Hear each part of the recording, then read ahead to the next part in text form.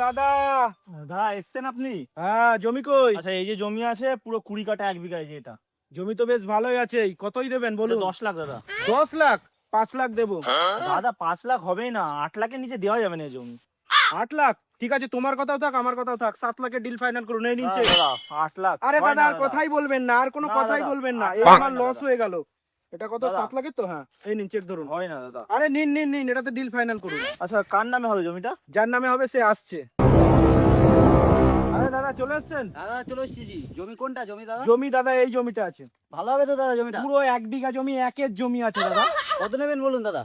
20 লাখ টাকা।